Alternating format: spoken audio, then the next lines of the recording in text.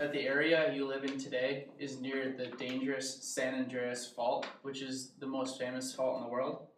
Santa Barbara has a rich history of earthquakes, and today I'll be covering the most recent 3 earthquakes. I'm especially informed on this topic because of the hours of research that I've put into this project, as well as being a responder for my work, which is UPS.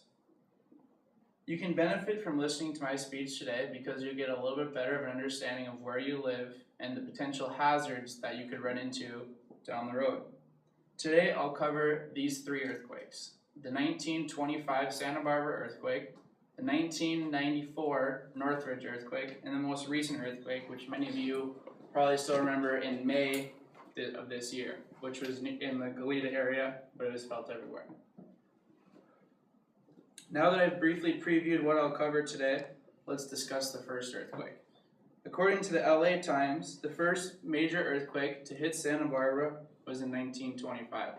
This was the first reported earthquake reported in Santa Barbara because of the new system. They got to report earthquakes and feel the seismic activity.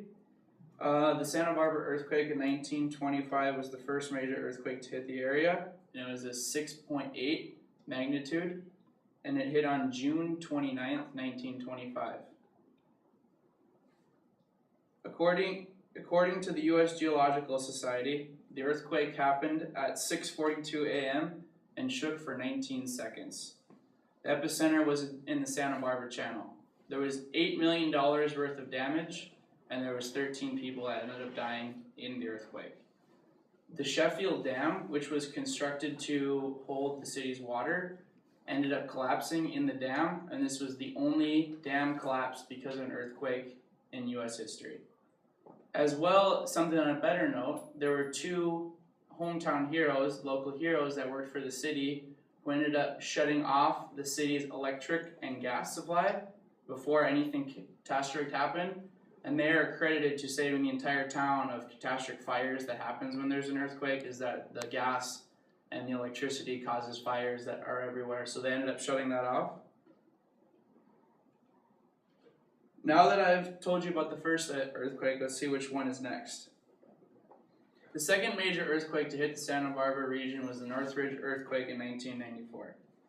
It was a 6.7 magnitude, so it was just almost identical to the one in the size in Santa Barbara, and it was in January 17th.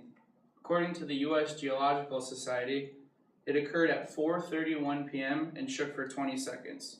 The epicenter of this earthquake was in the San Fernando Valley, nearly 20 minutes outside of LA.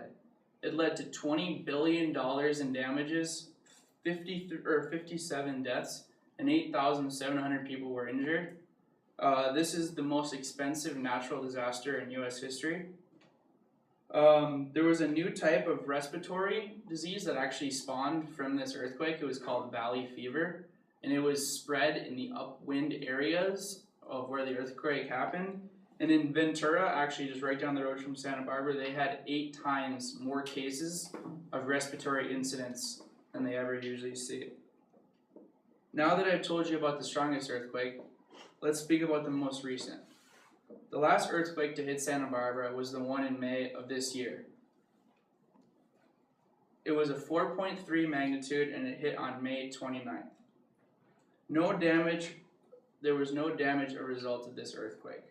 I was at UPS at the time of this incident, and I have a little office window that I was looking out, and a lot of buildings in California are designed to code for earthquakes especially, and I saw everything in our center swaying back and forth because of exactly what it was supposed to do. Nothing's supposed to fall, it's just kind of supposed to wobble back and forth until it's done. So luckily nothing was damaged.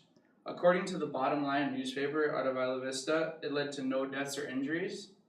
The epicenter of this earthquake was off Goleta Point. If you guys know of the oil platform you guys see out there, it was actually very close to that, and they were very worried about an oil spill resulting because of that, because it's very near that. In case of an earthquake, there's many things that you can do to be ahead of the game. Especially in Santa Barbara, I was watching a YouTube video, and Santa Barbara, if an earthquake happens large enough as what they're expecting, is going to be in very grave danger because of the limited ways we have in and out of Santa Barbara. There's 4 highways you can get in, the 101 coming from the south, the 101 coming from the north, and there's 2 mountain passes that you can go. One has the bridge, and the other one is also mountain road, and there's a railroad track. And they were saying that if an earthquake as powerful comes, that there's landslides that are going to close off all the roads. So they say that you should have at least 1 week of food and water. So if anything were to happen, and you're allowed, or you can survive for that week until somebody might come and rescue you. And the next thing is, if an earthquake does happen, we have a saying at our work. It's called duck, cover, and hold.